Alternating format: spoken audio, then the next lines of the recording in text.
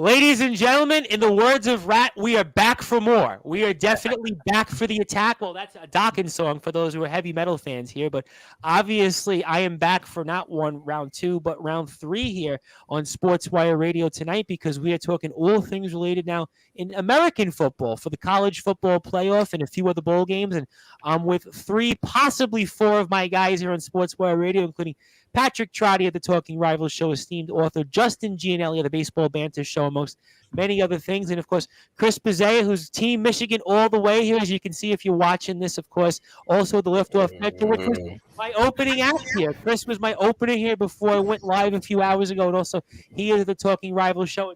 There he is, Kyle Christopher, the SUNY Purchase Baseball alum who had some interesting technical difficulties, but we're happy to have everybody here set up so Kyle knows when it's on to come live. And guys, how we doing here tonight? And an early Happy New Year to everybody. Happy New Year. Happy New Year. Doing good.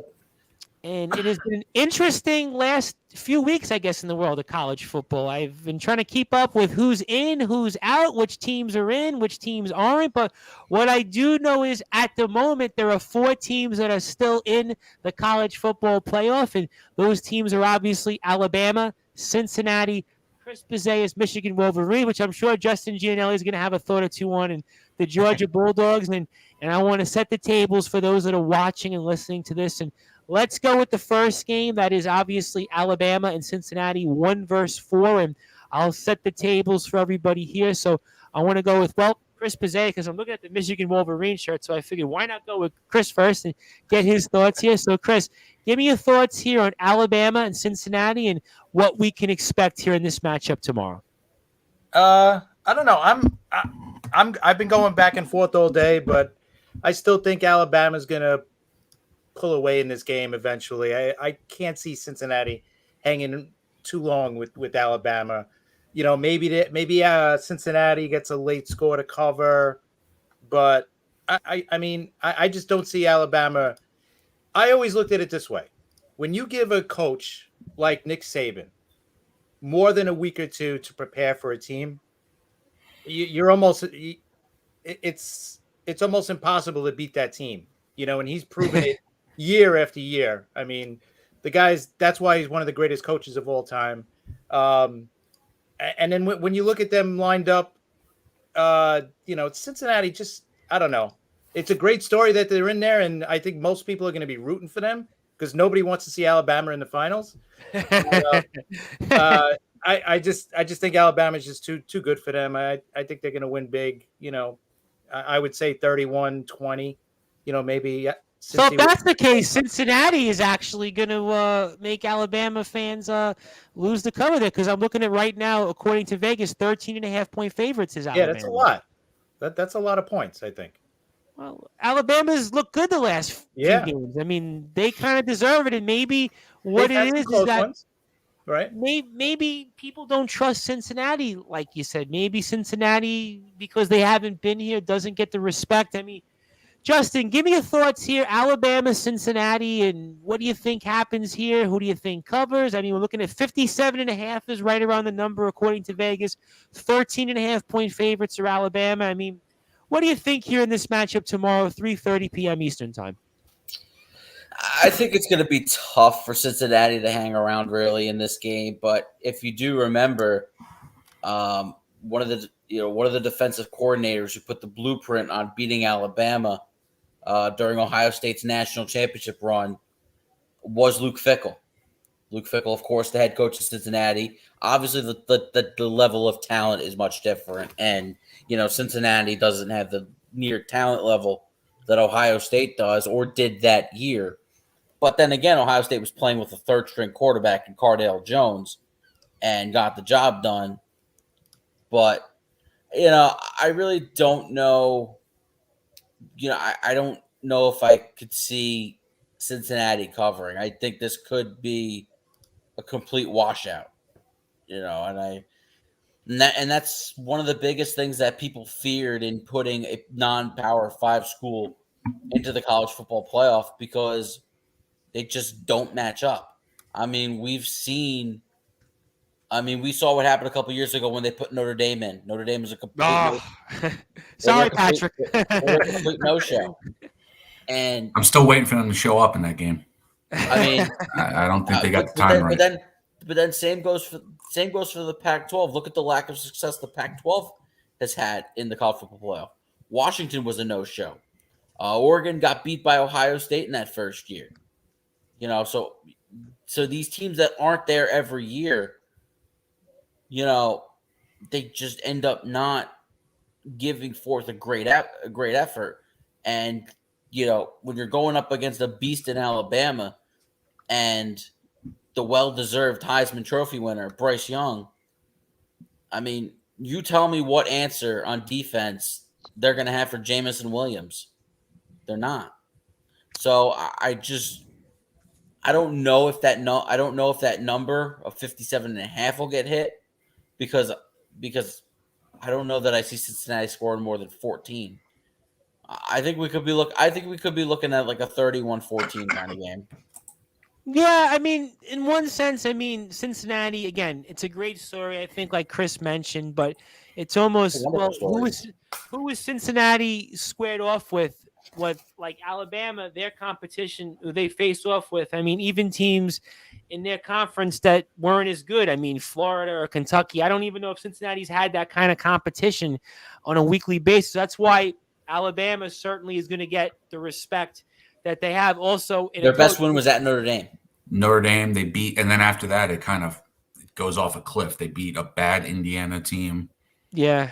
I think Indiana was ranked earlier in the year, and then they kind of like nosedived, if I'm not mistaken. Well, the only other team they beat ranked was Houston in the championship. Yeah, Houston was an okay team, but Houston's a good team. But if that's like your portfolio win, yeah, right.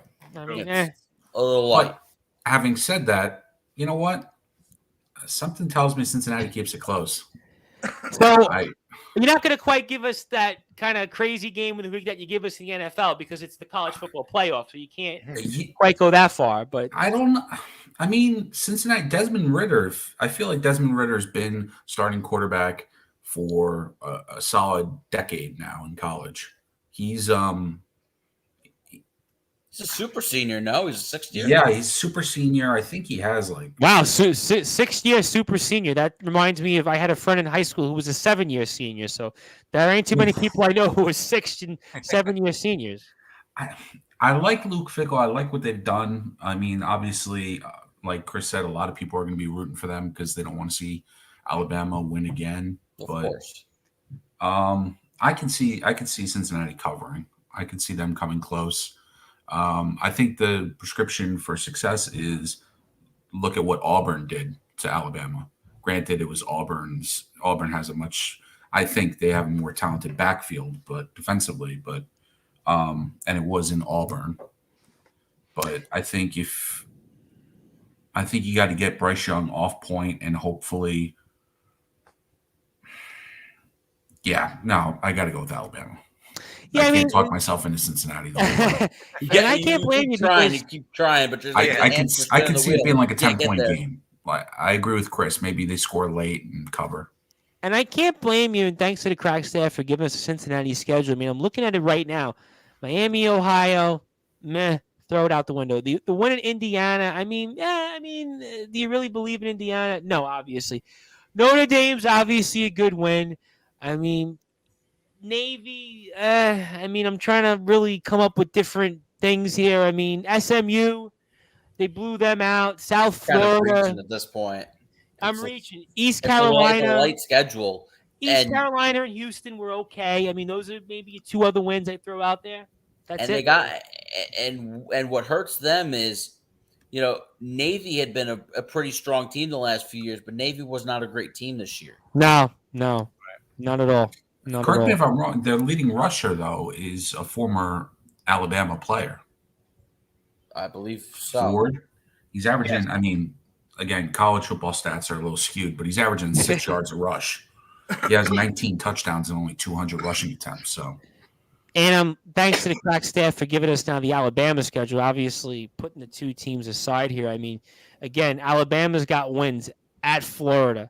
You got a win, obviously, at Texas A&M. You lose that one, so you got a win against Mississippi State, 49-9. Tennessee, you win that one 52-24. And Tennessee is on the minds of most people.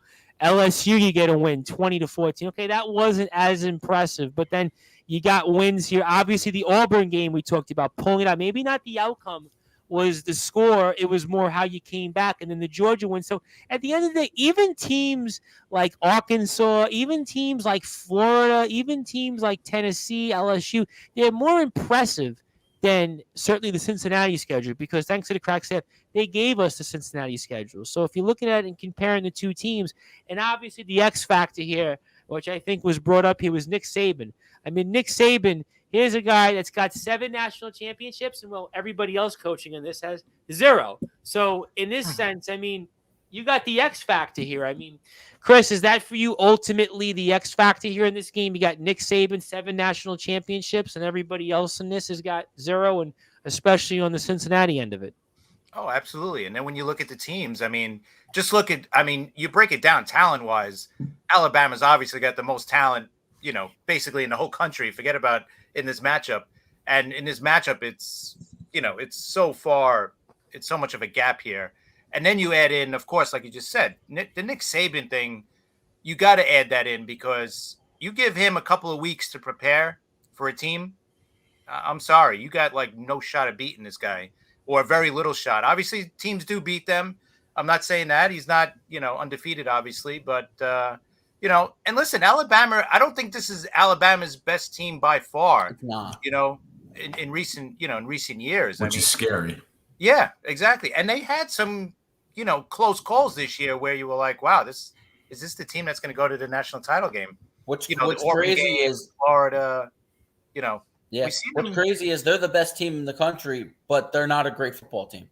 Right, exactly. But they're the best team in the country. What are we thinking about? Like, what are their imperfections? Where can Cincinnati – I'm trying to get the group to talk me into picking Cincinnati. How can we – how does Cincinnati win this game? Just turnovers and just make it a dirty game? They're going to have to make Bryce Young uncomfortable in the pocket. I don't think Alabama's run game is all that great. So they don't have that bell cow, give the guy 25 carries. Yeah, it's not exactly your Mark Ingram or your Derrick Henry or your Najee Harris. I think Najee Harris went to Alabama too. They don't really have that this year. But again, they produce wide receivers up to you know what. I mean, every the guys year. in the NFL like Devontae Smith, Jalen Waddle. I mean, since he does have good Jameson corners, Williams, though, right? They do have a solid secondary, especially on the outside, and that'll be an interesting matchup with Jameson Williams. If they get, I think, control. And that's what helped Auburn. Auburn, I mean, they got to Bryce Young, but Auburn's defensive backs really did, for most of the game, did a pretty good job against Alabama's wide receivers. Right. I think if they could limit the big plays, you know, the big, 50-yard, touchdown pass or something like that, or a big run. I think if they could contain that and keep it to a minimum, keep it a closer game, maybe they'll have a shot. I think, like you also need to limit possessions. Yeah. I would add, how about, first possession, first quarter, can't get Alabama to a strong start, right? So you got to, in order to be able, it's like anything else. You always talk about in other sports, that first 5 minutes, that first 10 minutes, especially in football. So if Cincinnati is going to get the ball, you got to score. Or conversely, if Alabama gets the ball, you got to be able to stop them and keep yourself in the game and give your team a chance to win. So I think early on, you don't want to get yourself down early and put yourself in a hole, because if I'm Cincinnati, go ahead, Justin. If I'm Cincinnati and I win the toss, I am taking the football. I am 100% taking the football, and I want my team to not only score, but I want them to go down there, have an 8-9 minute drive. Just completely almost erase the first quarter. And try to give yourself an advantage that way. Limit the possessions. It almost seems to me comparable to the Patriots-Giants that one year. Yeah. I mean, no one really gave the 2007, 100%. I mean, what was the biggest thing that – what was the biggest – It was issue rushing in that game? Tom Brady. Not only getting the some pressure that the Giants brought, but the way they were able to control the football. Yep. And the Patriots couldn't get them off the field. Yep. And go even further back, if we're talking about the Giants Super Bowl against Buffalo was the same way.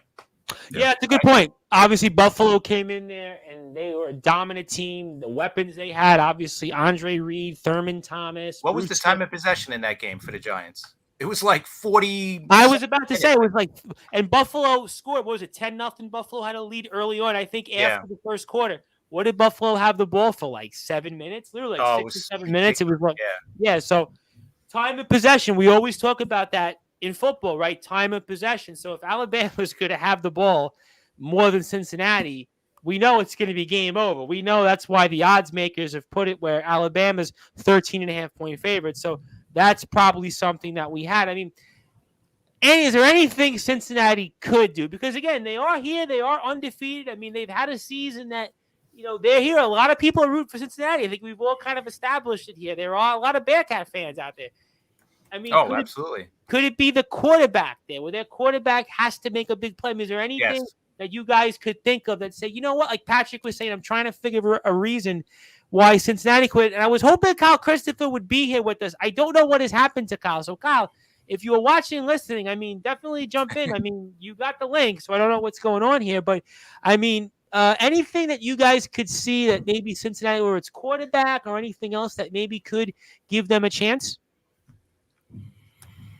I think get Ritter out on the edge, kind of put an outside linebacker in a precarious spot where he's got to either pick up the quarterback or drop back into coverage on a running back or a tight end.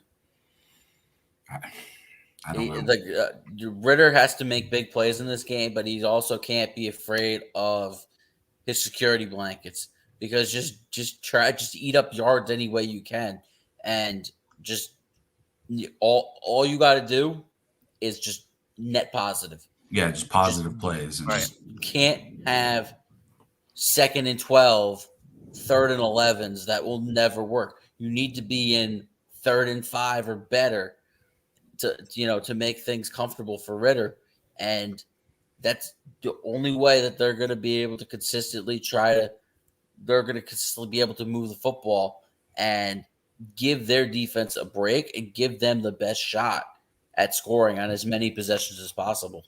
Yeah. And I look at Desmond Ritter and I look at Jerome Ford, and Patrick, you were correct. Thanks to the crack staff. Obviously, Ford did have a little bit of a run at Alabama. He didn't run the ball too many times, but he was obviously a member of the Alabama Crimson Tide. But I'm looking at Ritter here, and here's a guy that throws about maybe 23, 24 times a game. So this is a guy that he's not going to go out and throw it 40 times, as an example. He's going to go out there and, probably throw on an average day, if he's successful, anywhere between 25 and 30 attempts. So what that tells me is that if Ritter is throwing the ball more than that, this team is behind. So I think the blueprint for this team, going back to time possession for Cincinnati, is you got to keep Ritter in that 25 to maybe 30 passing attempts, because he's given you the opportunity to hold the ball, because that's where Ford gets involved in the offense, because he's had 200 touches in the year. He's averaging over 6 a carry. And this is a team, if he's throwing more than 25 to 30, like I said, more than likely Cincinnati is behind. Anybody have a different feeling on that? No.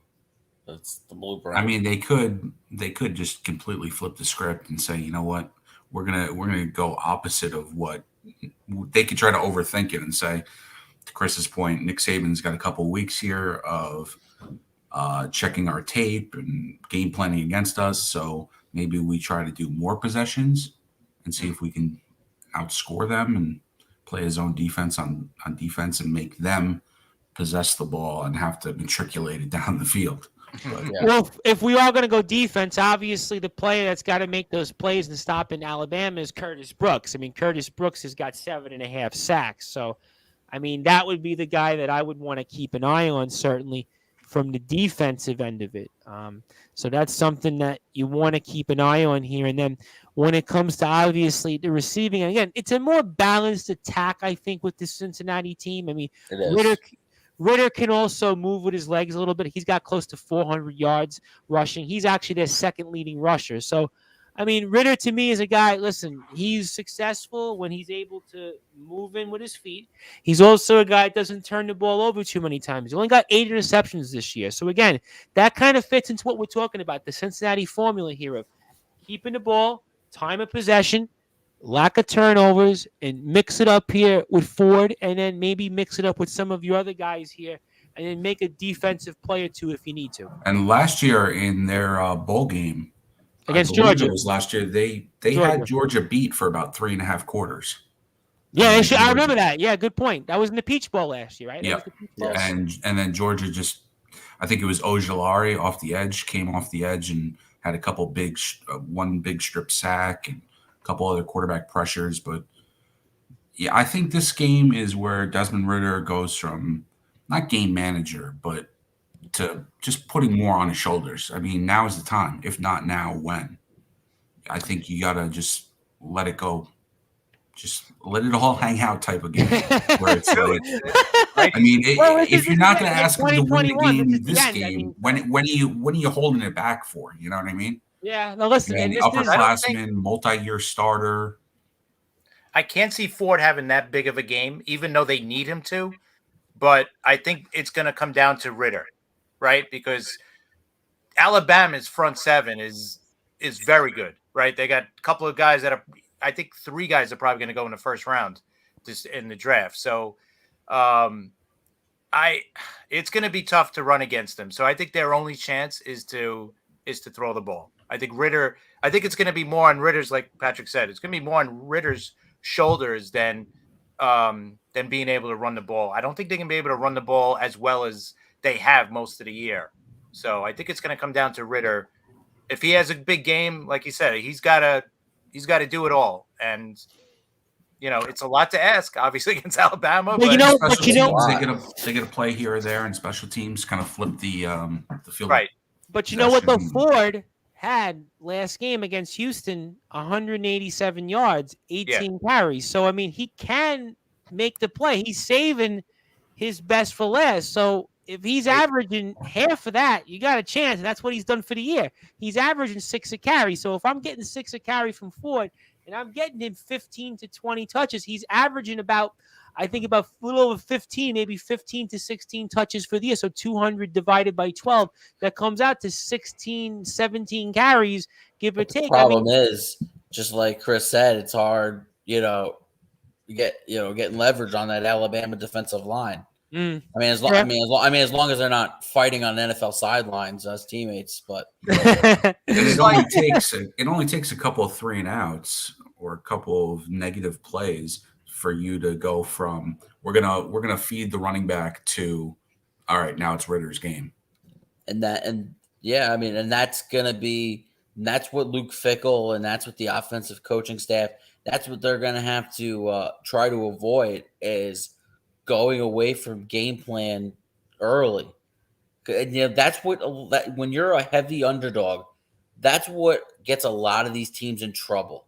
You come in, you have weeks of a game plan, especially when we talk about these college football playoff games, because your last game was second week of December, championship game.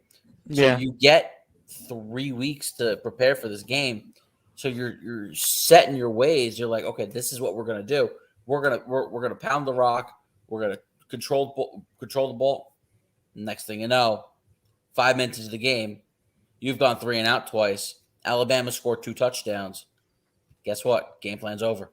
Oh, it's gonna definitely be over. And listen again. But that's what Luke Fickell and the offensive coaching staff that they're going to have to try to avoid, because that's exactly how they get into trouble.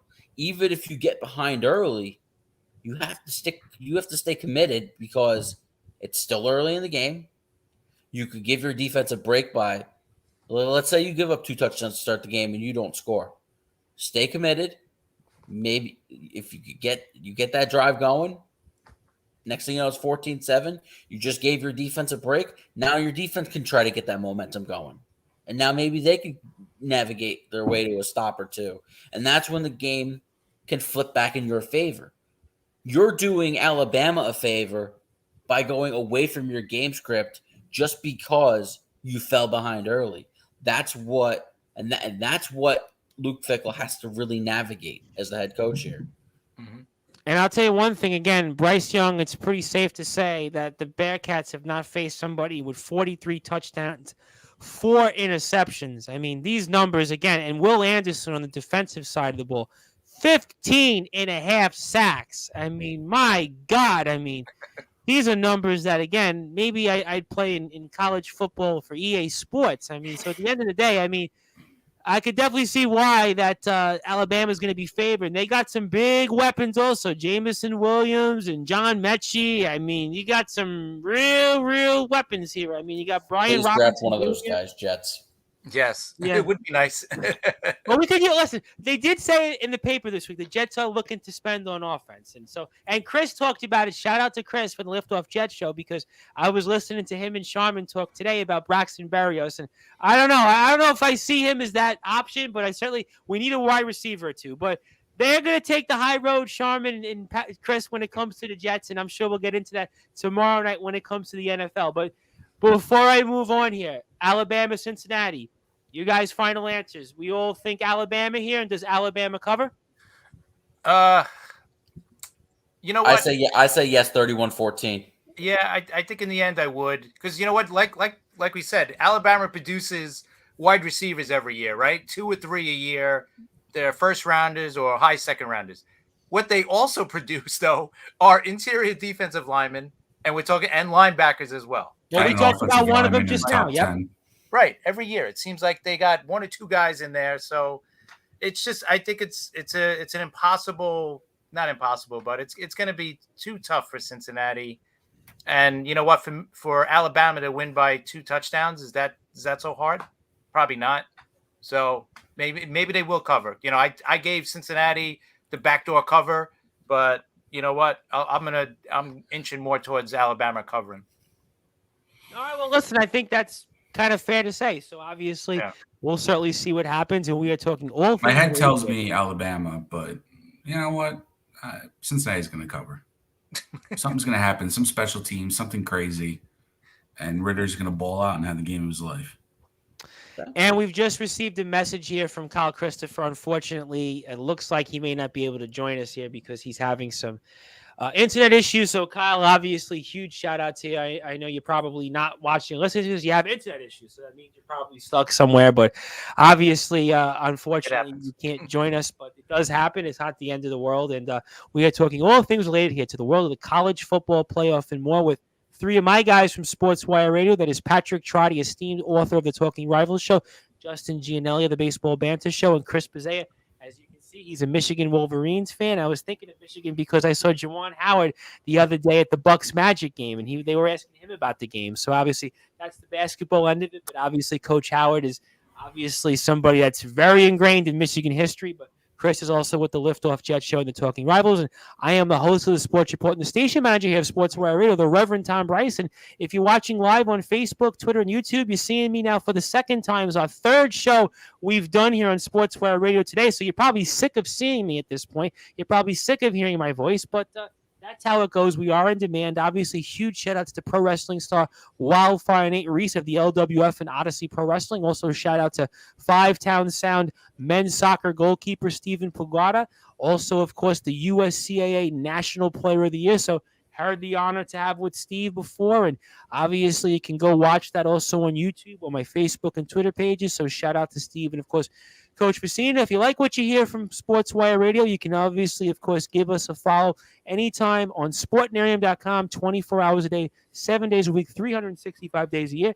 You can listen to all of our great content on sportnarium.com/player. And, of course, you can like us on Facebook at Sportswire Radio, at Sports Report X. And, of course, we'll be back here tomorrow night. We are rocking with the Sports Report and Sportswire Radio with the gang here. Dick Clark is no longer with us, so we're going to ring in the new year. We won't have a ball drop, but we will certainly be talking a lot in the world of professional sports and certainly the NFL. Of course, I'll recap also our SJC Long Island Golden Eagles, the men's basketball team, got a huge win today against Baruch. Of course, Baruch is coached by somebody I know very well, and that is John Alessi over at Baruch, a Staten Island guy, and the boys were able to bring home that victory, have a 17-point lead, and Baruch ties it, but our Golden Eagles come through down the stretch again. Alec Tabata once again makes some huge plays. Gordon Shoyer hits some free throws for us. Tim Hurd is back, makes some plays. His brother Matt Hurd, of course, Kevin O'Halloran was in there, and Tom Bell. Tom Bell haven't seen much of lately, but he made some big plays for us on both ends of the court. Spencer Malloy continues to be one of those guys that is going to be in discussion for Conference Player of the Year as a rookie. And, of course, Alec's going to be right there. And Alec was just great all over the place. So congratulations to the boys. One of the biggest wins for the program in a very, very, very long time. And 5-5 going into Monday's game. Well, hopefully they play Monday against Centenary. And obviously a lot going on in the world, but they are 5-5, and congratulations to the boys. What a way to end 2021, and congratulations to Coach Mike McSloy, Jason Gordieso, Joe Mantesta, Billy Heen. Of course, if you like what you hear from the Golden Eagles, please give them a follow, the men's basketball team, on Instagram at SJC_MBB, Twitter also SJCMBB, so it's actually Instagram SJCMBB, Twitter, also SJC_MBB. So Instagram, SJCMBB. Twitter, SJC_MBB. I'm sure we'll speak a lot about the Golden Eagles tomorrow night with the Brute Force Brad Weiss, who's an alum of the team. So stay tuned for that. We are talking all things related here to the world of the college football playoff and maybe a few bowl games or two here. And obviously, guys, that brings me over to the other game here in the semifinal, and that's Chris Bizea's Michigan Wolverines. And, of course, I would have loved to have heard Kyle's thoughts, knowing Kyle, as long as I have his feelings about Michigan. We'll get Justin's take at least, since he's an Ohio State fan. But obviously, he seems thrilled. Yeah, that's why I got Justin at least. Shout out to Justin for coming on here. Thanks a lot, bro. But obviously, Michigan versus Georgia. Again, two teams that come at it from very interesting perspectives. Obviously, Georgia was number one for most of the season, and Michigan's here pretty much because, well, they finally beat Justin's Ohio State Buckeyes. So two teams, two different perspectives. I want to get the guy with the Michigan Wolverines gold blue sweater on here, and I'm almost wondering, Chris, when was the last time you wore that for a Michigan moment here? But wanted to get your thoughts It's been here. a while. Yeah, I figured that. Wanted to get your thoughts here on Michigan and Georgia tomorrow night. Give me your perspective here. I know where you're going to pick and what you're going to say as to why, but for our audience watching this and listening to this, give me your thoughts here on tomorrow's game between Michigan and Georgia, the other semifinal game here in the college football playoff. Obviously, my heart is definitely going with Michigan, right? But if I'm just looking at it as not a Michigan fan, no, I would definitely go with Georgia. You know, Georgia's defense has just been ridiculously great this year. One game, they gave up more than 20 points, right? Just their last game against Alabama. Other than that, I think they're averaging about 10 points a game they're giving up. So defensively, Georgia. And this is a Georgia team also that had how many guys graduate last year that were picked high in the draft, right? So, yeah. I mean, they lost so many guys, and they still came back and had an unbelievable defense. So I don't think Georgia's offense is special at all. So I don't think it's going to be a high-scoring game by any means. But Vegas agrees with you, by the way, because the over-under here is it's pretty low for a college football game. We're looking at 43.5, 45. So it's in the 40s pretty much. This is like the Giants-Bears this weekend. Well, you have no Giants reference in there. Thank you, Patrick. If I had to guess, I mean, you know, like a 17-13 game, because neither team is really – I mean, Michigan could put points up on the board, I guess, but Georgia's not going to give up a lot. There's no way it's going to get to be a shootout or anything like that. So we said Ohio State, Michigan wasn't going to be a shootout, and that was a shootout. I know. That's shocking. The one thing I was afraid of, too, right, after the Michigan-Ohio State game, obviously, like, you would have – if this was the next week after Michigan-Ohio State, I think Georgia would have destroyed Michigan because Michigan would have been just so coming on – you know, they would still be – you know, in their head, you know, like, oh my God, we just beat Ohio State. But since I think they've had their chance to get over it, you know, a couple of weeks now, and they're into Georgia now. So, and plus they won the conference championship, so they didn't have a letdown the next week anyway. Right. I was surprised. I really thought they were going to, but I just think they were a better team. So, but in this, I mean, my heart is obviously going to be Michigan, but my brains are telling me there's no way they could beat Georgia, especially with this defense. I mean, like I said, I think they're averaging 10 points a game or just under 10 a game, giving up. I just think it's going to be a tight game. but I think Georgia will squeak it out like a 17-13 game.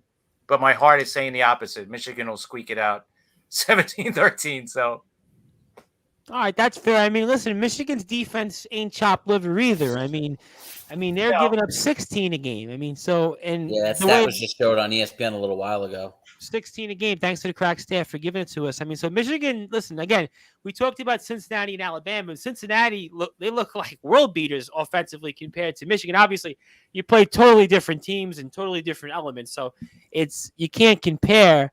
But, I mean, obviously, there's a formula here for both of these teams that they're not going to go out and want to run up and down the field. They're going to want, again, time of possession. Obviously, Michigan loves to run the ball. So Hassan Haskins has got almost 1,300 yards. I mean, he runs the ball, and they like to run it to him and give him the ball in these spots. So I think it's definitely going to be a game. I kind of agree with you. Probably going to be in the 30s. I mean, I got to bring in Justin Gianelli because he was looking at me when I announced Michigan with the Wolverines. He was kind of rolling his eyes a bit there. Can't blame him. But I will say, Justin, to make you feel better, I like the Mets blanket. I have to say, I'm envious of the Mets blanket. I have an Islanders blanket. So certainly, I do appreciate the Mets blanket because I have an Islanders blanket. In fact, I have two of them. One of them was given to me for being a season ticket holder, so maybe I should say give you that. We'll get the Mets blanket, but you're a Devils fan, so I can't make that trade. But I do appreciate the blanket. But obviously, give me your thoughts on this game, Michigan and Georgia. Tell me why you think Georgia may win this game, and tell me why you think this game is going to be a little of a different outcome than maybe what Chris thinks. Well, let's put it this way. I'm a little I kind of like don't know how to feel about this because like I usually just expect my team to be there every your team year. is usually there. I mean, your team. Yeah, exactly. So, but actually, I think Michigan's getting a little disrespected here. Really? Tell me why. I really do. I think. I know everybody's gonna say, okay, their one loss was to Alabama, but I think Georgia legitimately got exposed in that game. And look, neither team, whether it's Michigan or Georgia, neither team has a great quarterback. Whether it's Stetson Bennett or Cade McNamara. Yeah, I agree with you on that. Neither team is really a great quarterback. But I look at Aiden Hutchinson completely wrecking this game. I don't see Georgia's offensive line having any answer for Hutchinson. And I do think that they're going to have success on the ground with Hassan Haskins. And I think that 7.5 line is a complete total disrespect to Michigan. 100% disrespect. This isn't little old Cincinnati non-power 5. Michigan's a legitimate football team. They're coming from a power conference and, in a conference where they were not projected to be the best team. Obviously, Ohio State was, but they came out and ran it right down Ohio State's throat, and they had no answer for it. And so let me ask you a follow-up. What do you think? Ohio State's front seven is very strong. It was the secondary that was weak this year for Ohio State, but it was the run defense that fell apart in the rivalry game. Justin Gianelli, if you're the odds maker in Vegas, you say 7.5 is a disrespect to Michigan. So what would you have it? Maybe half of, let's say, 7.5? We're talking 4. Would that be something you'd say, you know what? I'm comfortable with that. What would you put it as an odds maker? I think 4.5. I would have thought it would have been like 4.5. But to say that they're slightly more than a touchdown favorite, I think is a little disrespectful to how good Michigan really is. I mean, Georgia might have the best scoring defense in the country by allowing the fewest points per game, but Michigan's tied for 4th. You just pointed out it's like 16 and change, 16 points per game that they're allowing. Their defense is really no joke, and it's really certainly something to be careful with if you're Georgia. And I just don't trust Stetson Bennett, and I don't they don't exactly have a Todd Gurley or a Nick Chubb in the backfield. They just don't. Like we talked about before with Alabama's run game not being as strong as in years past, and I don't see that in Georgia. But the only difference is I trust Bryce Young a heck of a lot more than I trust Stetson Bennett. And so I think this is where Georgia gets themselves in a little bit of trouble. And I do think Cade McNamara is going to make a few more plays. I'm going with it. Michigan's winning this game. Wow. Oh, boy. Ladies Michigan's and gentlemen, winning this game. I can't believe it. An Ohio State Buckeye fan of all right. people is saying the Michigan Wolverines are going to win a game, and the Michigan Wolverines have been disrespected. I mean, ladies and gentlemen, I must be hearing this. I don't know. Justin's Maybe going I to have throw get up my- now after he I said that. have to get my ears checked, but I'm surprised apparently he didn't say it's the true. team up north is going to win. Apparently, Right. this is true. I mean, I had on a professional wrestler on a few hours ago, and I had to say the same thing. I said, let me repeat this, and I'm hearing it again, and yet Justin Gianelli is on the record, an Ohio State Buckeyes fan, that the Michigan Wolverines are going to win. Boy, stranger things have happened. We are certainly going into 2022 with Hey, as much as I dislike them, I can't deny that they're better. They were the better team on that Saturday in Ann Arbor. And I just think that they're going to end up being the better team on Friday evening. It's just, I think that they're going to make enough plays, and they're going to come out on top, and they're going to be playing for the national championship. Let me ask you one more follow-up question before I bring into Patrick. Sure. For the reason why you're going with Michigan, do you feel that maybe the Michigan schedule didn't get as respected as, let's say, Georgia? Because to be fair, and thanks to the crack staff for giving us the schedule, I mean, Georgia's got wins against 4 ranked teams, and they played Alabama. I mean, I look at Michigan's schedule. I mean, yes, they've got a win against Penn State. Yes, they've got Ohio State. Obviously, the Iowa game, they looked very good. But then I look at the rest of the schedule. I mean, Western Michigan, Washington, Northern Illinois, I mean, Rutgers. I mean, to be fair, the Georgia schedule is, I think, a little bit better. I mean, I'm putting it kindly, a little bit better than Michigan's. The problem is with that is you're never going to find a team with a better schedule than an SEC team. They're always going to have the tougher schedule. And maybe Michigan, you could say Michigan was fortunate that they caught Wisconsin before they kind of started to get hot towards the end of the season and almost won the Big Ten West division. Sure, but still winning on the road in blowout fashion in Camp Randall, winning in Happy Valley, true Big Ten fans know. I mean, the Ohio State Big Ten fans know that those are hard places to win. No, they've got some quality wins. Or going into Penn State, those are hard places to win. And for Michigan in 1 year to win both matchups and then just completely wipe the floor off with Iowa in the Big Ten championship. Iowa was the 13th ranked team at the time. You would have thought they would have given some sort of a respectable performance, but Michigan just wiped the floor with them. No question. Listen, they ended the season with a bang, whereas Georgia kind of ended the season with a whimper. So to be fair, like I said, the Iowa win's very impressive. The Ohio State's impressive. The Penn State's win is impressive. I mean, I know the Michigan State loss, you're going to kind of forget about that one. The Wisconsin win in the long run looked good. So, Patrick Trotty, you're kind of, I guess, the tiebreaker here in this case because we all had a consensus. I'm going to blow it wide open then. Well, I can't wait.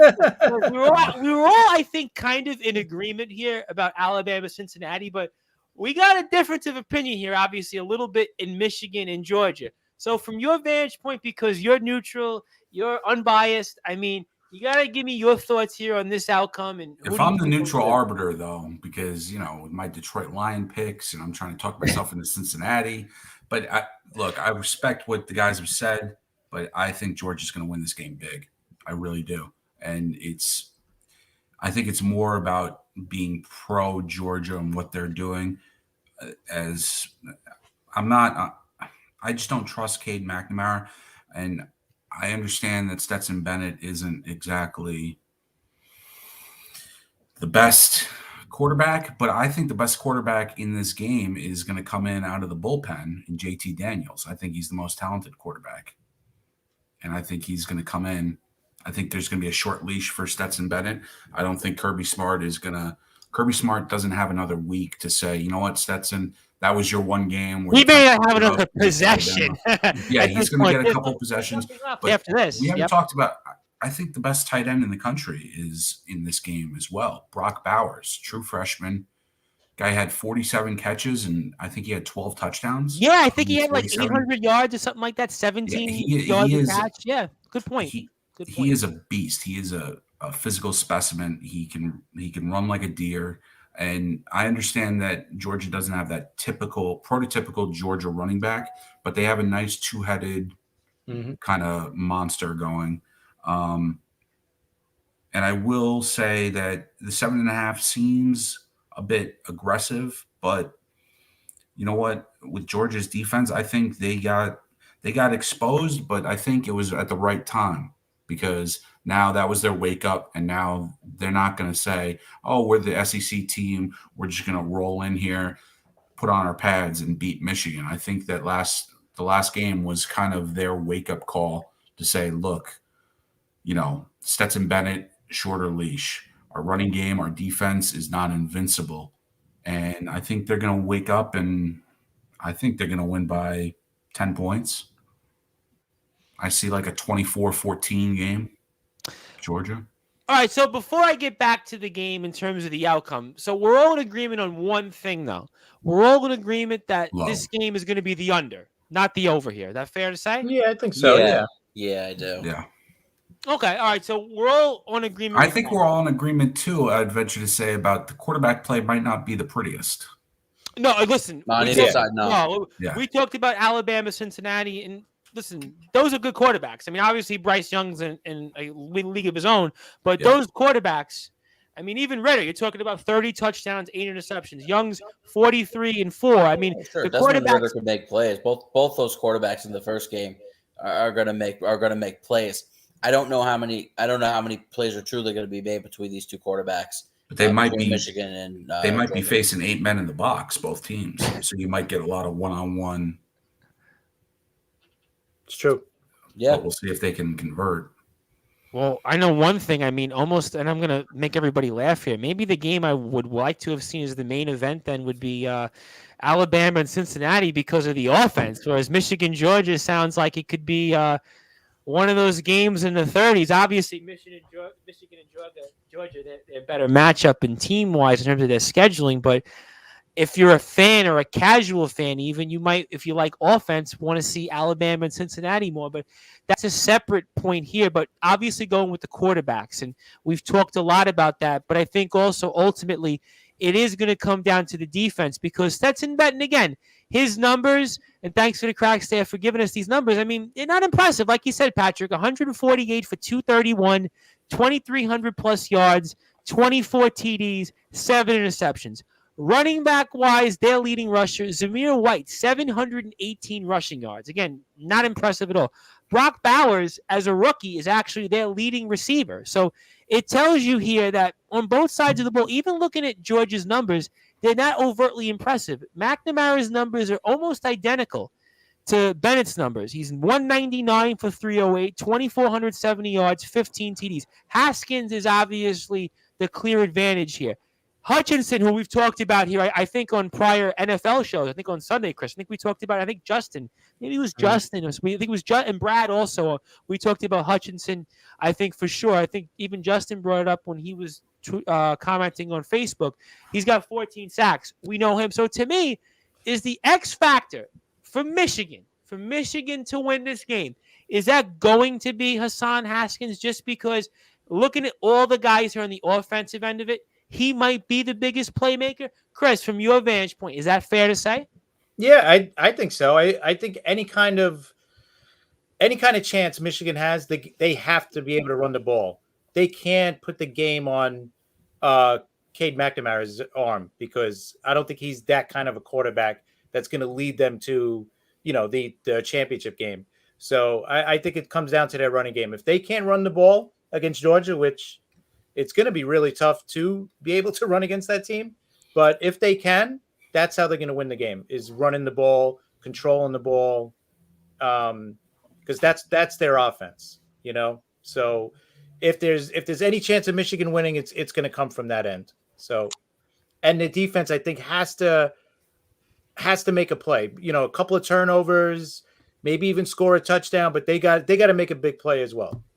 Justin, I see you nodding your head. Do you agree with that, or is there something else you have? No, I totally agree with him. And, it's funny. I see a lot of comparisons with this Michigan's team than I do to the 2014 Ohio State team, because you can look at Hassan Haskins the way you looked at Ezekiel Elliott and the way he became just a total monster down the stretch. And again, we didn't know what to expect out of Cardale Jones. Now, granted, McNamara is not a third-string quarterback, but you weren't trying to put the entire game on Cardale Jones. You're not trying to put the entire game on Cade McNamara. And, Ohio State had a pass rusher named Joey Bosa, who Aiden Hutchinson could be every bit as good, maybe better than Joey Bosa. And those are the two guys that could just totally wreck Georgia's chances. And if they feed Hassan Haskins like Ohio State continued to feed Ezekiel Elliott, and what did we just talk about with Alabama? Every year they're a factory for producing defensive linemen. They had no shortage of NFL players on that defensive line either that year. And Ezekiel Elliott just ran it right down their throats. And I think Georgia's defensive line is not even close to that of 2014 Alabama. I can certainly see that really good Michigan offensive line just blowing them off the line of scrimmage, and Hassan Haskins is going to have his lanes to run.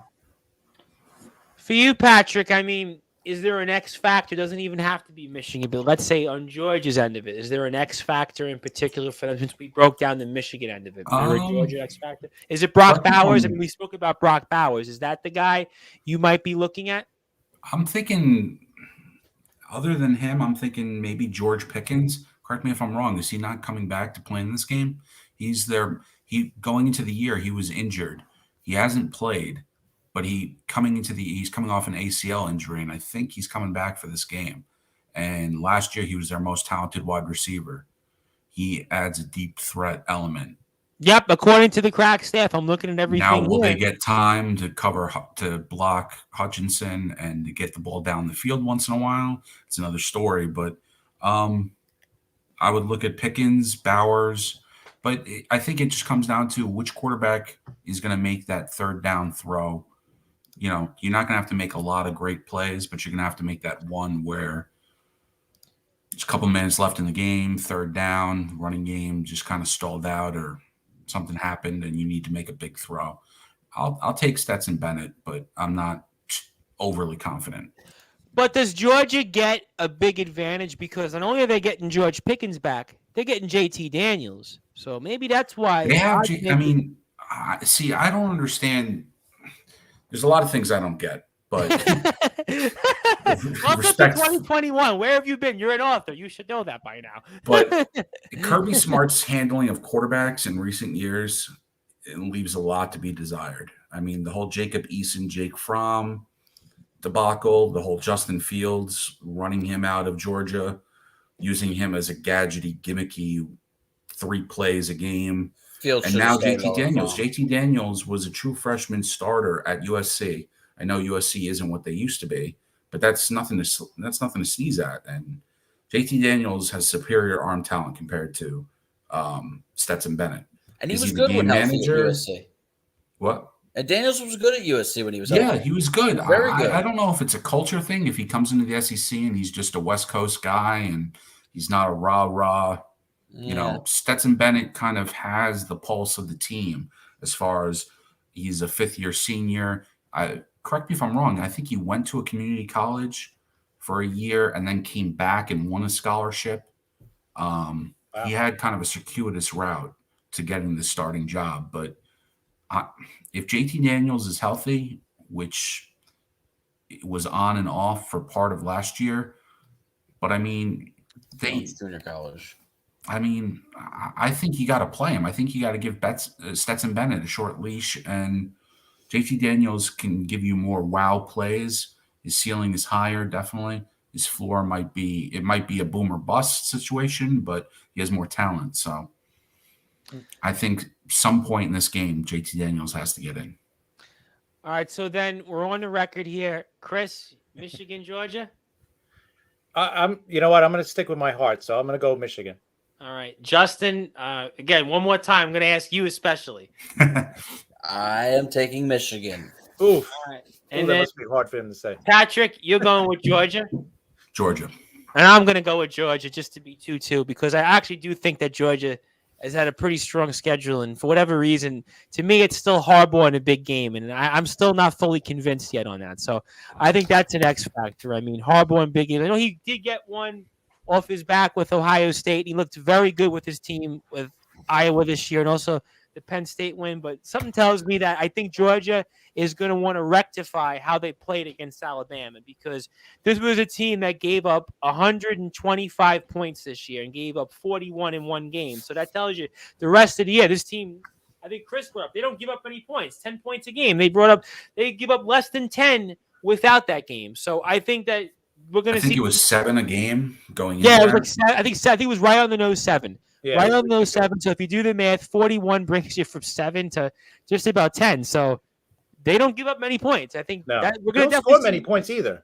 That's the thing. Don't have, Watch, this is going to be a shootout game, and the Alabama right 40-35. Exactly.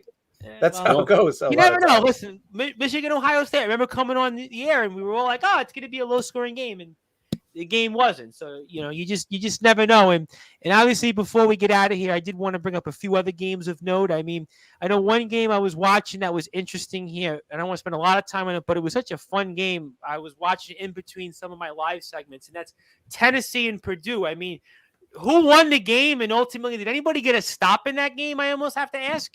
Well, Purdue ended up winning on a field goal in overtime. Okay. But it was Tennessee got hosed though completely. There was a part in the fourth quarter in a 3-minute, I think in 20-second span, 4 touchdowns were scored. Yeah, I saw it was 45-45, and then I had to get on the air, and it was like, wow, these guys are going to keep scoring. I might as well stay, but unfortunately, last year their starting quarterback for Purdue was 8th string quarterback in the depth chart. I didn't even know you could have 8 quarterbacks on the depth chart. Right. But he went from, I think this was his only D1 offer, Aiden O'Connell. Crazy. Yeah, he didn't look, I mean, it doesn't look great out there, but he got it done. Yep. Unbelievable. Well, he got it done. I mean, listen, there's no question that he definitely got it done. I mean, there's definitely one for the ages here, and thanks to the crack staff for giving it to us here. I mean, you're looking at it on Tennessee's end. I mean, Hendon Hooker, 378 yards, 5 touchdowns. Jabari Small, 180 rushing yards, and Hooker himself has 59 rushing yards. Jalen Wright, 54 yards. Then you're looking at 3 guys with 50 yards or more on the receiving end. Cedric Tillman, obviously. Velus Jones Jr., Princeton Fant. I mean, then you look at it again on the Purdue end of it. I mean, Aiden O'Connell, 534 passing yards. I mean, again, unbelievable. Unbelievable. Brock Tennessee Thompson got hosed at the end of that game, though. What happened? Talk to me. He got totally hosed. So the runner is going in for a touchdown, and he's ruled down, but a still shot, if you could find a still shot of it, it clearly shows he's on top of the defender's body. No part of his body's down, and he's stretched across the plane with the football, clearly in the end zone for a touchdown, but it was called no touchdown. They didn't review it, or they did? They might have called it on the field. They didn't let it go through, and they couldn't review it. Maybe. I didn't watch the game because I wasn't home. Yeah, so it was ruled a turnover on downs, and I don't know if you could see it from my phone here. If I can. Well, while you're doing that here, very quickly on the game. Yeah, he rolled over on the guy. Between the 2 teams. It was ruled turnover on downs. 1,293 total yards of offense. I mean, unbelievable numbers. And probably 3/4 of that was in the fourth quarter. It was I noticed that. Ridiculous the fourth quarter. Well, so just watching it was back and forth. It's like watching a tennis match. And so to answer the question, the reason why it was not reviewed is because they ruled forward progress had been stopped. Ah, okay. And then I want to get to a few games for a few of our players here are going to be involved here on Sportswire Radio. First, I'll go with Justin and Patrick because, Justin, your Ohio State Buckeyes are playing, and I do want to at least give a mention to them because you were very nice in predicting the Michigan Wolverine. So I want to see what you think when it comes to Utah and the Utes. Again, Utah is an interesting team. I mean, they've had some definitely quality-like wins here, and Ohio State is always here in this spot. It's a 5 o'clock game here. This should be a fun game based on the numbers here. We're looking at anywhere between 64. There's one out there with 67. Ohio State is basically, except one person out there has them at 7, but it's pretty much right now between 4 and 4.5. Ohio State's favored over Utah. So I got to ask you, what do you think here between Utah and Ohio State coming up here Saturday at 5 o'clock? I think the Buckeyes will win pretty handily, but the thing is, I don't really know who's playing in this game because Garrett Wilson has already declared for the draft. I believe Chris Olave has as well. So that's their 2 top receivers right there. I mean, they'll still have Jackson Smith and Jigba. These are 3 guys that were either at 1,000 yards receiving or just near 1,000 yards, like they could have if they were going to the playoff because they would have played those extra games, but. They still have the better quarterback in this game. CJ Stroud is going to make all the plays, and then the way Travion Henderson was running late in the season, certainly gives Ohio State the edge, and it's going to be tough. I mean, Utah's coming off a terrific win in the Pac-12 championship. A lot of people saw Oregon as a true top tier team. I mean, Oregon came into Columbus and beat the Buckeyes, and that's the reason why they had their first loss to begin with. And then that's probably why Ohio State's out of the playoff picture altogether, because sure, they lost to Michigan late in the year, but if Ohio State was an undefeated team going into that game, I think they could have been in over Cincinnati if their only loss was Michigan. So I mean.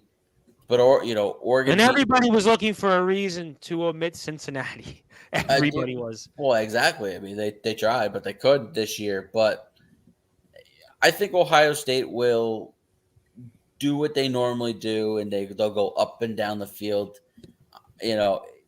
Very few teams, and Michigan really didn't even have the answers against Ohio State. Ohio State racked up a ton of yards. For them. They stalled on a couple of drives, and that's really what the difference was because Michigan never stalled. They ended up scoring touchdowns. Ohio State settled for a couple of field goals, and that was the difference right there. So, I mean, it's really I just don't see there being much of a path for Utah's defense to make many stops in this game. No, I think that's fair. Real quick before I get to Notre Dame, anybody have another thought here when it comes to this matchup, Utah and Ohio State? I think Ohio State's got a little too much talent, regardless if a couple top-end players sit out. I just think they find a way to win. I just want to watch it, to be honest, for there's a linebacker on Utah, Devin Lloyd. He's going to go high. He's arguably the best linebacker in college right now. And Is he a middle linebacker inside? Or? Say again? Is he a middle linebacker or is he an edge guy? Or I think he's edge outside. Okay. So he might be a guy the Jets are going to be looking at high in the draft. So I'm definitely going to keep my eye on him. I was watching. I didn't watch much of his games earlier, but I watched some highlights, and I was like, wow. So I sent it over to my partner Sharman, and he's more into the draft. I mean, we're both into it, but I was like, what do you think? He was like, he's the best linebacker in college right now. So what do you think? Maybe like that second first round pick? Possibly, yeah. Depends. They might trade down. There's so many options with the Jets right now, especially. I'm sure we're going to get into that on Sunday. Yeah, definitely. That's a whole other. Yeah, that's a whole other show. I will actually also make the announcement here. Obviously, with the regular season coming to a close, I want to do Sunday as our last Sunday recap show. And then the next show afterwards, at some point during the week after Sunday night on January the 9th, I want to do a playoff preview because it would make no sense to do a playoff preview. And I'm sure NBC is going to have one more game that still means something. So I'm going to tentatively say Sunday will be our last 7:45 p.m. show. We could always do a Sunday show at a different time, but I want to do at least a playoff preview during the week. That's a good idea. I'm in for that. I think that would be better because it's always kind of hard when you have the last season and you kind of So I got to find a new team other than the Lions to pick.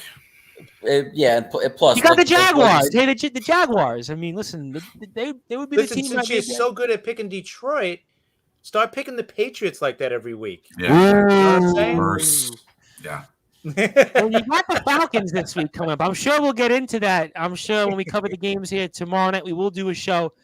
The Brute Force, Brad Weiss, will be with us. I'm assuming somebody will be here with us. I know I'll be on. I don't know if anybody else. I think Chris said you might be here maybe tomorrow. So if anybody's not going to Times Square and they want to join the conversation, I will be here. So we'll definitely get into all the games. We've been recapping them all and picking them one by one. So we'll do that. But Patrick, I want to get to Notre Dame because I actually do find this to be a very intriguing matchup here between these two teams. And again, it's Oklahoma State and Notre Dame. And again, this is a matchup, if you look at it, I think the odds makers have it. I think Notre Dame's a favorite anywhere between 1.5 and 2.5. So I'll say 2 is what I'm looking at here for the most part, according to Vegas. I mean, this is one of those true pick'em games. I don't know what to make of this Notre Dame team, obviously, because of the whole situation with Brian Kelly. And I'm looking at also the over-under here. It's 45.5. I think 45, actually, to round it off. There's a couple that have it here, 44.5. FanDuel has it 44.5. PointsBet has it 45.5. I'm looking at 44.5 here with Sportsbook, a few others out there. But, I mean, what are you looking for here in this matchup? I'm assuming you're going to pick Notre Dame to win the game. But give me your thoughts, because I do find this to be a really, really intriguing New Year's matchup here, and it's a 1 p.m. game. So give me what I find that weird. It's in Phoenix, Arizona. And it's 1 p.m., right? Hey, it's it doesn't make much sense. What are we I'm doing? going to tell you why that is. Playing the Fiesta Bowl at 11 a.m. local time. You know why that is? Because Notre Dame, they're expecting all the people from Notre Dame are on the East Coast, and they're going to tune into that game at 1 o'clock. That's why they have them scheduled there, because they figure that Notre Dame's 1 o'clock East Coast. I'm gonna zig instead of zag and say Notre Dame does not win this game for a couple of reasons. All right, talk to me. The whole Brian Kelly situation, my feeling is good riddance. You don't want to be there. You said that a few weeks ago. Sure, go ahead. But I don't know how they respond to that. I really don't. From everything that I've heard, Marcus Freeman is going to be a very good coach. He has the locker room behind him. He's a defensive-minded coach, but I don't know how you respond to that this late in the season. I don't know if you can reinvent your team on the run like that. And then there's also their 2 most talented players, probably, arguably 2 out of their 3 most talented players opted out for this game. Their starting running back, Kyron Williams, and their All-American safety, Kyle Hamilton. So that just puts more pressure on Jack Cohn, who, if you want to talk game manager, quarterback, tune in. He's got game manager written all over it. Long Island. I mean, they have a great tight end, Michael Mayer, who, along with Bowers, both of them got snubbed in the Mackey Award finalists. But without Kyron Williams out there, and Oklahoma State's got a good defense this year. So I see the point spread, the 2-point spread. I think Oklahoma State wins late by maybe like 28-24 at the most. Yeah, but their quarterback hasn't been very good either, Oklahoma State. Yeah, Sanders is up and down. He had a tough game against Baylor. Threw a couple of picks, had some turnovers, but I guess I'm just going to go with Mike Gundy. He's been there before. Marcus Freeman, this is his first game as a head coach. That's a tough task. And also Notre Dame, I think, is 0-4 or 0 for their last 4 in Fiesta Bowl games. I mean, Notre Dame in bowl games has been. They got killed by Ohio State the last time I remember they were in the Fiesta Bowl, but that was going back to Brady Quinn. So that's a while ago, man. I was going to say that's a while. It's going back a while, but again, they they just did not show up for that game. If Justin remembers that. So yeah, I'll go with Oklahoma State, but it'll be a close game. I think they go the over, even though I hyped up Oklahoma State's defense. I just think Gundy will have something up his sleeve preparing this offense for the last couple weeks. All right. I mean, anybody else real quick want to jump in before I get closing thoughts? I mean, I know it's kind of a weird game to pick. Notre Dame, Oklahoma State, probably not one of the most exciting games. I mean, I look at some other games here and I'm like, I'm really pumped up for this. This is probably not going to be one of those games. I was watching Oregon, Oklahoma, and that was fun. But this game, I don't think it's going to be Oregon, Oklahoma. But anybody want to jump in here real quick and get a thought before we get out of here? To me, the funniest thing is, the biggest thing to me that jumps out with Oklahoma State is always Mike Gundy, and I can't believe that rant is 14 years old. I'm a man. I'm 40. I can't believe that quote is that old now. It's aged well. That's my first. That's my first thought. I thought when I see Oklahoma State. And I'm with Patrick. You know, like the couple of guys that are going to be out for Notre Dame, that's pretty big, pretty huge guys coming out of the game. So yeah. And the whole coaching thing, I agree. Playoffs. Like, how is the team going to answer the? You know, like that's a really. Apparently, the guys love Freeman, but again, it's his first game coaching. That's right. Really Yeah, tough you can't expect him to be. They really put it to the fire. An overnight a bowl adjustment. game. He's gonna have to adjust in the offseason, and the team's gonna have to adjust to him. The one positive is that it he has had about 3-4 weeks to prepare for it, so it's not like 1 week. Okay, you got a game next week. He's not new. He was there as the defensive coordinator, so he's been. But this was his first year there. Right. But he's been on the coaching staff at least. He didn't just walk into the building. Right. I think the players missing are going to be the bigger loss for them than. And actually, Kyle Hamilton kind of. And that's good huge. that you guys brought that up, because that's a question I've had for the last couple of years. And I think this really stemmed from that major injury suffered by Jalen Smith. Because now we've seen this trickle trend of these big time players. We just like the Pitt game was just on, and Kenny Pitt wasn't playing. What do we think about this trend of these big time players opting out early? I think it started with Clowney and not representing the bowl game. What it reminds me of? In the NBA, where guys would go out for the draft and then they would just either not play their last year, or they just would sit out for whatever reason, whether it's camp or those whatever scrimmages, whatever it might be before the draft itself. It's almost like, you know what? I don't want to take a chance. I don't think it's COVID. I think they just don't want to take a chance. I mean, I'm totally against it. I was talking to Chris off the air about it, and I think if all things are equal, if you're looking at a player, if you're looking at two players that are equally talented, I want the guy that's going to, as far as the draft, I want the guy that's going to stick with his teammates, going to play through things.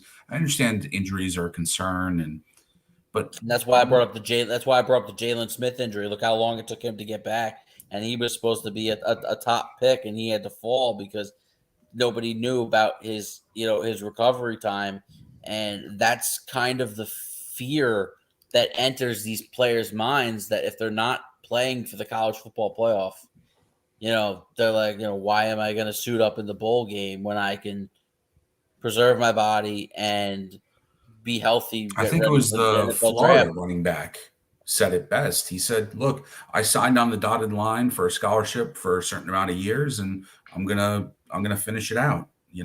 I'm here for my teammates. I understand the injury thing is huge. Because Patrick, I agree with you. And, because I mentioned it with Ohio State not having Chris Olave and Garrett Wilson. I understand that they're going to be, first-round picks in the April draft. But, I'm sure C.J. Stroud would love to have them out there, come Saturday evening. Look, if I was playing and I was one game away from a multi-million-dollar paycheck, I think it would be I think I would just say, you know what, I might not play. But that's the battle, and that's the battle that we're thing, dealing with. And one thing I'm going to add inside their I got mind. one thing on this real quick.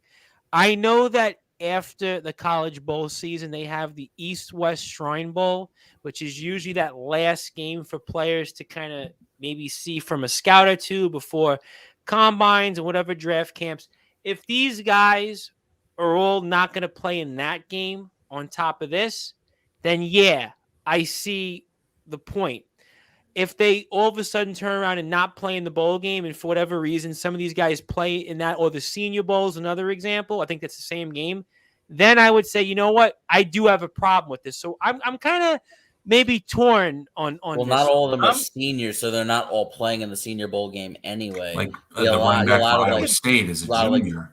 Yeah, and he Your opted out. sophomores or juniors coming out. Listen, if it's not for a championship, I totally understand them sitting out. Now, if Notre Dame was playing in a playoff game, in one of the playoff games, and I'd be mad. I think it was Justin. It reminded me. But then You know at what it that reminded point, me of? Williams Justin- and Hamilton are playing. You know right, what it that's what I'm reminded me saying. of? So they're playing for nothing at this point. I'm What gonna is make Kyle- Justin laugh, but you know what it reminded me of? What you said in our Sportswire group about Carson Wentz, about how he's out because of COVID and he's not vaccinated. You said you'd be really mad because if you were a player on the team, that's a different topic. I'm sure we'll get into that tomorrow. But in a sense, it's almost the same thing where this guy, Carson Wentz, you know, he didn't take responsibility in a situation that he could have handled very easily. And it's the same thing if I'm a fan or I'm a player of this team. It's important to me. I want to go out there and win. I'm in a bowl game, and I do think that there is an importance to that at that level. Even though it's not a championship, it's still a big payout. There's a And big, with Notre I know, Dame, but there's Kyle- the added layer of look at what our former coach, just did. I know, to Justin's point, it happens throughout college football, this opting out. But when you look at Notre Dame specifically, our coach went for greener pastures. He went for the money. So why can't I just sit out the game and get my body right? And you got to remember, a guy like Kyle Hamilton is not moving his stock up, right? This kid is going to be probably the third, maybe fourth guy taken off the. Yeah, if taken off the board. he's single-digit draft pick. Right. So he's not like a third rounder that's saying, man, if I have a big game, you know, maybe I could open up some eyes and I can move into the second round and hey, maybe even the first round. He's not that type of player. This guy's, like you said, he's third or fourth guy coming off the board, without a Right, doubt. but he could become a third or fourth rounder. Right, if he gets up. Phillies. Right. So that's what I'm saying. Like, I totally understand him not playing. Oh no, You know, I kinda- understand. I just don't Yeah. agree with it. No, as a Right. fan, of course, you want your best players in there. I don't blame. Yeah, I like, want to watch him. if I'm Michigan and Hutchinson ain't playing, I'd be pissed off too. But and I'm sure the Fiesta Bowl's not too happy either, because I'm sure No. they want to sell ads and they want Yeah, to of see course. these guys. You know, they're paying Listen, a lot of money. Notre for this team, Dame- right? Notre Dame could have the four of us playing, and they're still going to sell out. Notre Yeah, Dame pretty much. sells regardless. Right. They It got don't their matter. TV Notre with Dame is NBC. Notre Dame. Notre Dame sells itself.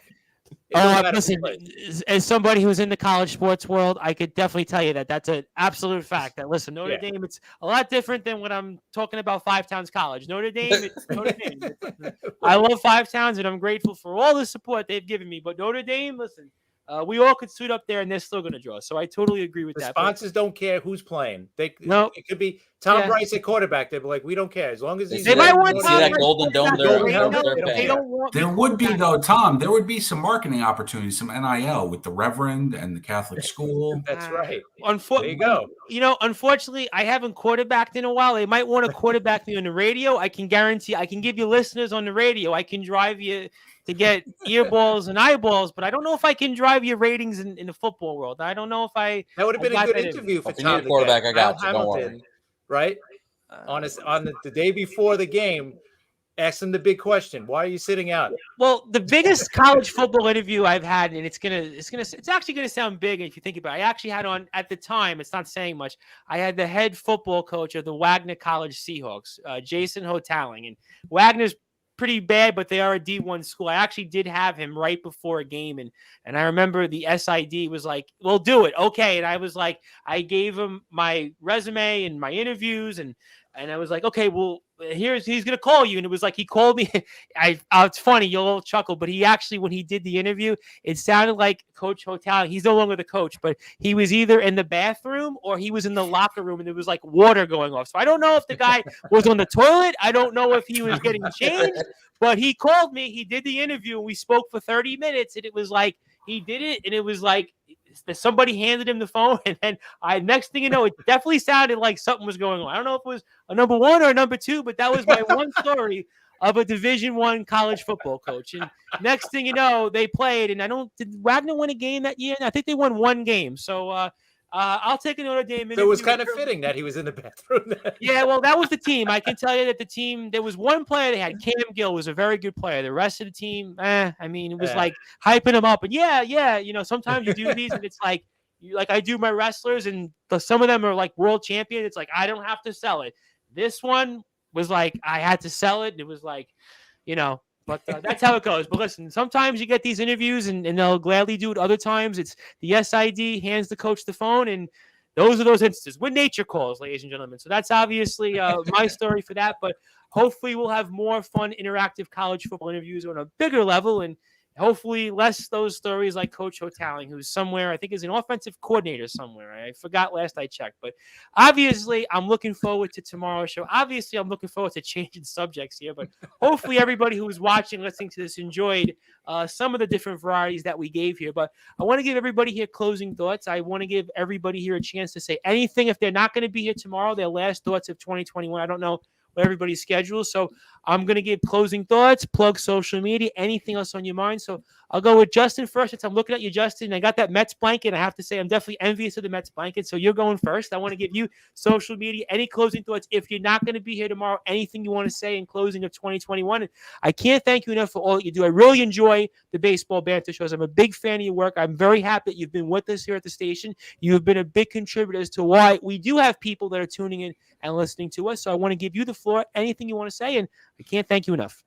Yeah, thank you, Tom. It's been great the last few months working with you guys, and whether it's Friday night or doing some of these special shows, like when we were on with Chris and Patrick with the other special Talking Rivals show. It was it's all a lot of fun. I am gonna be back up with the baseball banter. I know it hasn't been much because there is no news because of the lockout. But I am thinking of doing 3 weeks in January, starting after the new year, 2 shows a week. It's going to be basically your Mount Rushmore for every team, and we'll do it one show will equal one division. So we'll do NL East, AL East, and so on and so forth. So it's some kind of way to be creative with, some kind of content while we're sitting in the lockout, just to get something out there. So you can follow that on Twitter at @BBallBanterSM. My personal Twitter is at JGanelli12. I may be in tomorrow. I don't know if I'll be in for the whole show, but no problem. I'm not going to be here, but I'll have the laptop with me, so I could definitely pop on at some if you want to pop on for 5 minutes and say something funny to the Brute Force, I'm sure people are going to kick out of that even. I mean, 5 minutes with the Brute Force. I was watching half the show. I was watching half the show last Friday, and before I fell asleep. But so I was into that. But I missed being on with you guys. But so I'm sure I'll be popping in tomorrow. But I do want to wish everybody a happy and healthy New Year. I'm sure I'll say that again at some point tomorrow, but I'm looking forward to it. Don't feel bad. I've done about 10 live shows, I think, in the last 10 days, maybe even more than that. I've been saying Happy New Year over and over and over to all different people. So, here's the question: what's the latest into the new year you say Happy New Year to somebody? I can answer that for you because I was obviously doing this on the radio in 2019, 2020, and this year. So I've done Happy New Year up until probably the third weekish in January. I can tell you that's not terrible. I can tell you about January 22nd-ish. That's when it's okay, it's over. I'm done. I was gonna say once you hit Martin Luther King Day. Depends the audience, though. I mean, if you don't really, if it's your boss or something, yeah, Happy New Year, whatever. It depends. I mean, I can tell you. I just don't need to hear it on April 15th. No, you know what? No. And about end of January, I can tell you we had a boxer, Susie Ramadan. We had RP Davis, who's pretty big. They're big in England and Australia. So I will say late January because we had Fair. followings with that. There was like a lot of people watched and listened to those.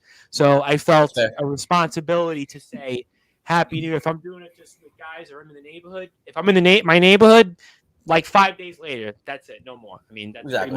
much First time you see him, Happy New Year. That's it. That's it. Yeah. So I mean, but yeah, that's a good one, Justin. Maybe we'll throw that to Brad because Brad will have like 10 different answers to that. So Brad will elaborate on that. So that'll be fun. So, Patrick, I want to give you the floor. Obviously, going to be tough to follow up what Justin had to say, but definitely try. So I'm going to give you the floor. Any closing thoughts? Anything you want to plug? If you are here tomorrow, great. If you're not here, if you want to say anything in closing to 2021.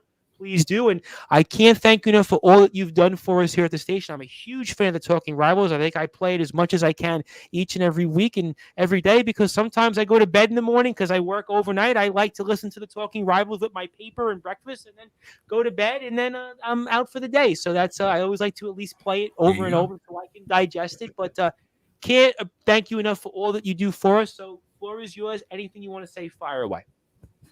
Thank you as always, Tom. It's great to be on. Thank you for all you do. And it's great to be on with Justin and Chris as well. And just talking some college football. The one game I'll be on tomorrow night, but the one game I'm looking forward to as well that we didn't talk about is Baylor Ole Miss. I want to see for some reason I think Matt Corral is going to improve his draft stock. I think he's going to show up pretty well and limit the turnovers and just improve his draft stock in a weak quarterback draft. But as far as Talking Rivals, we're still plugging away. We might have to adopt some ideas that Justin has to talk about stuff. I have one idea very quickly, and we're open to times. Ernest Love would be great for you guys to speak with. He's a minor league. Yeah, you mentioned him. We can do a minor league, like top prospect stuff. Yeah, you'd appreciate that as a Red Sox fan because he'll know the Red Sox system, and he does the podcast circuit. He's in demand. He Awesome. does. He did an Orioles one, so I mean, he's in our chat. So if you want to add him, I'm sure he would definitely do it. So that would be my one suggestion. Ernest would be good, even for Justin if you want to speak with Ernest down the road. Ernest would be he's a fascinating guy. I mean, he's covered guys like Jeff McNeil, Michael Conforto, Tomas Nido. He's very good friends with. I mean, there's a number of guys that like they're in the big leagues that he still speaks with. And we had one. Steven Nagosic, who again, if you're a Mets fan, it's an interesting story with him. He got called up. They left him in for 3 innings, and they took him out. I've said this story a bunch of times, but we had him on in the season. So I think Ernest would be great. If you're looking for content, anybody to speak with, I think he would be the guy, and he'll definitely get you some listeners. So Ernest would be good. So that'd be my one suggestion. Yeah, just counting down the days until spring training for whatever that's worth. Yeah. Coming up quick. Mid-February is coming up quick. But to everyone out there, just have a good, happy, and healthy new year. And you can catch me at Patrick Trotty and at Talking Rivals with Chris. Absolutely looking forward to all of that. Again, looking forward to tomorrow's show. We'll maybe throw in a Baylor Ole Miss thought as well tomorrow, and I'm looking forward to hearing from you one more time. And Chris, certainly last but not least, obviously our Michigan Wolverine person here for the day, so obviously wishing you a lot of luck. I know that you'll be on probably and watching the game in between, so that'll be fun. We'll get an update from you, see a reaction or two. I'm sure Justin will kind of, for fun, kind of see how you feel about that, but obviously wishing you a lot of luck with Michigan tomorrow. Obviously, great job with the Liftoff Jet Show. I really enjoyed that. You were my opening act before I went live a few times, so I appreciate the fact that you gave me some content. We have a few other shows tomorrow that are new. I think Neil Villapiano gave me one. I'll play at some point before our live DJ comes, and we have a live DJ New Year's UK time, New Year's Eve, so I'm looking forward to playing that. Neil will be my opening act, and then I'll be back on at some point. But, Chris, I want to give you the floor. I want to give you some closing thoughts, anything you want to plug, and I can't thank you enough, and the floor is yours. Thank you, Tom, for everything you do. Thank you for having us and supporting our shows. Obviously looking forward to the Michigan game. Looking forward to talking with the guys tomorrow night, obviously. Praying and hoping the new year gives us a baseball season. They figure out the CBA, whatever they have to do, just get in a room, figure it out. Fans want this. We don't care. You guys are all going to make a ton of money. We're not. So hopefully they figure it out. Looking forward to doing some Talking Rival shows and talking about baseball and about the rumors. I want to get back into the rumor mill here. We haven't heard nothing for a couple of weeks now. It's been crazy, but I'm just looking forward to doing the shows. And of course the Liftoff Jet show. I'm looking forward to the playoffs this year. It should be great because the season has been amazing this year. Every week, me and Patrick, talk about it too. It's like every week, 2 or 3 games where you just go, what, like something unexpected. Somebody upsets this team. It happens every week. So Freaking Texans. yeah, right. Exactly. The Texans are ridiculous. The Lions win in a couple of games. So I'm definitely looking forward to it. And then, the offseason comes for football, which is great. Then we could get into the draft, and that's the Jet time right now, is talking about the draft. No, listen, there's a lot of hope with the Jets. Listen, Zach Wilson's playing better. I mean, there are signs here with the team. You got a coach and a quarterback. We got the hard one out of the way. That's the hard one. I think the Jets, listen, I'm sure we'll talk a lot about that tomorrow. I'm sure we'll talk a lot about it Sunday. Listen, there are things, there might be some hope. So listen, hang in there, ladies and gentlemen. I know it's tough right now, but there might be some hope. I'm still holding on to it. I told you guys earlier. Well, you're looking good right now. You look at a little next year. 3 weeks ago when you said it, I was like, right. What was he talking about? Now I'm looking, you know what? He knew something. So you and Sharman doing a good job with that. So next year, listen, if their free agency moves are good, whatever they can end up being, and then the draft, if he hits the draft like he hit in this past draft, there's no reason, no excuse not to be a playoff team next year. Oh, listen, the extra playoff team. We're going to talk about it. I mean, there's a lot to talk about. I'm certainly digesting that at the moment, and we'll see what happens. But obviously, I want to thank everybody here that is watching us here on Facebook, Twitter, and now YouTube. Also listening to us on sportnarium.com/player. And I want to thank everybody again for all of their support. I'll do my final thank yous tomorrow when it comes to closing out 2021. But in the meantime, I want to thank Patrick Trotty of the Talking Rivals show, esteemed author. Well, Patrick was a guest on one Liftoff Jets show earlier in the year. It was a Jets Patriots preview, so I can kind of say that at least. And Chris Pizzea, also of the Liftoff Jets show, and also the Talking Rivals show, and Justin Gianelli of the Baseball Banter. And I am the host of the Sports Report and the station manager here at Sportswire Radio, the Reverend Tom Bryson. If you are listening to us on Sportswire Radio, sportnarium.com/player, I think we're going to replay the Liftoff Jets because it's a long show this week. It's actually good because that means I don't have to figure out how to program like 7 shows that are half an hour long, and I can play a 2-hour show and go have something to eat and take a break. And then obviously we'll play that throughout the week, and we'll be back here live 9:30 or so tomorrow night.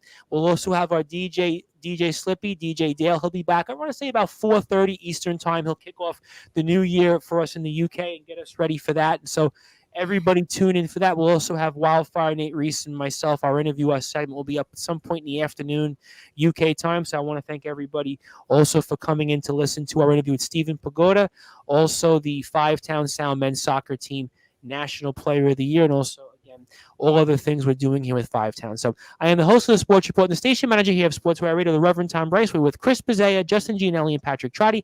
I wish everyone a good night. Enjoy the college football games. Enjoy all the festivities here of New Year's Eve. And thank you, everybody. Have a good night. And we'll be back here tomorrow night on Sportswire Radio, the #1 global radio station.